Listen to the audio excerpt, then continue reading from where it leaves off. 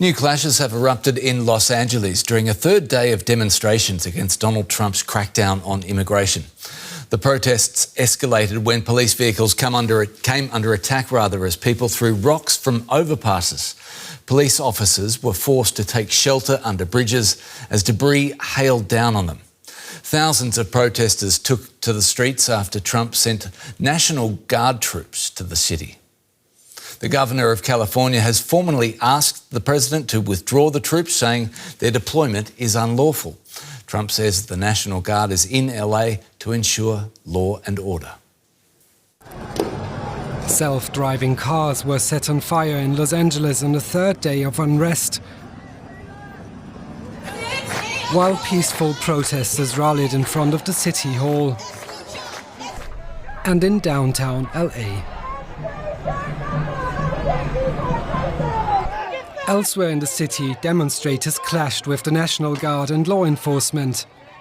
The National Guard was summoned by US President Trump after ongoing clashes in recent days, which were triggered by dozens of arrests by ICE, the US Immigration Enforcement Authority. The increase in arrests is part of President Donald Trump's crackdown on immigration. Mobilizing the National Guard was an unusual move by Trump, bypassing the California governor's authority. The president defended his actions and warned he would do the same in other cities should the protests spread. Well, we're going to have troops everywhere. We're not going to let this happen to our country. We're not going to let our country be torn apart like it was under Biden. California's Democratic governor, Gavin Newsom, says Trump's actions are purposefully inflammatory. This was echoed by the mayor of Los Angeles. No, my disappointment is I've been talking to the federal government for days. I was hoping to prevent this situation from happening. I was trying to encourage the administration that if they deployed the National Guard in Los Angeles, it would create a sense of chaos. It's the last thing our city needs. Protest groups have called for the demonstrations to continue. The National Guard will be stationed in LA for up to 60 days, or the discretion of the Secretary of Defense, Pete Hegseth.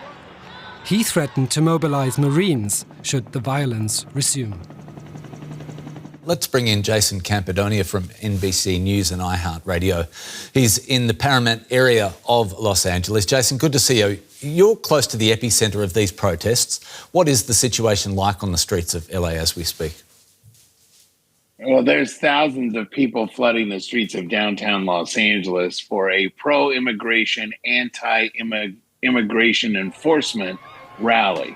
It started out as multiple protests across the city that then converged into one giant protest. Right now, the Los Angeles Police Department is in control, and they have said that they will declare it an unlawful assembly. And what that means is you better move out of the way when we ask you to, or they're going to bring in the heavy guns. National Guard is on standby. And I can tell you, having been out there this morning in some of the other protest areas, the National Guard is there fully ready to go to work. I mean, riot gear to the nines, big giant long guns. They are there to protect whatever they need to if things get out of hand. And what we've seen is just tensions running very, very high throughout the city. And we've seen agitators in these protests start throwing rocks or glass bottles or water bottles at the officers, and then the National Guard stepping in and saying, we're not going to tolerate that. Jayson, as we're seeing them, and we're looking at some pictures now, these pictures represented on TV from a distance, the protest looks significant. Is there a genuine fear there of escalation from this point?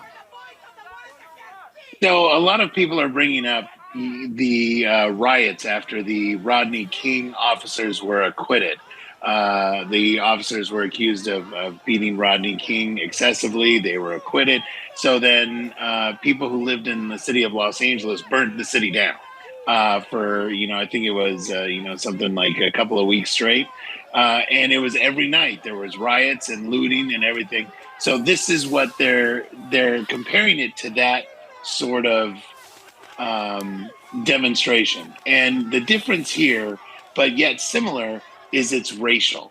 So there's a racial aspect of the ICE raids coming in. It's the angry white man with the government coming in and hurting the small, Mexican immigrants who are here just to be with their family and here just for a better life. How could you? So it's one of those, it's a racial tension thing. So that's what people are worried about, it getting to that level of back in the early 90s, that it was a black versus white thing. It was a black person in the community versus white cop situation. And that's what escalated the 1992 and 3 riots. And even back in the 60s during the Watts riots here in Los Angeles. So that's what they're there. That's what the National Guard is here to prevent, that kind of escalation outside of what they're just doing already that is making people upset. Politically speaking, California has been seen as a left-wing or Democratic stronghold. Do the actions of a Republican President, Donald Trump, have broad support in Los Angeles? Yes and no. It's a very small number that are highly conservative and that would even admit to you or me behind closed doors that they actually voted for Donald Trump. But there are conservatives here in Los Angeles. Remember, there's a lot of money here in the Los Angeles area, and especially in California with big tech up in the San Jose, San Francisco area. And then you've got Hollywood here in the Los Angeles area. So there's a lot of money. They like big tax breaks. They have a lot of companies. They've, that the tax breaks for the 1% would benefit. So I don't know if they would admit it, but I'm sure on some level there's a lot of people saying, hey, they're protecting my buildings, my businesses. So why wouldn't they want to side with somebody like Donald Trump, who says they're just there to protect those types of things? Jayson Campadonia from NBC News and iHeart Radio. Great to get your input. Thank you.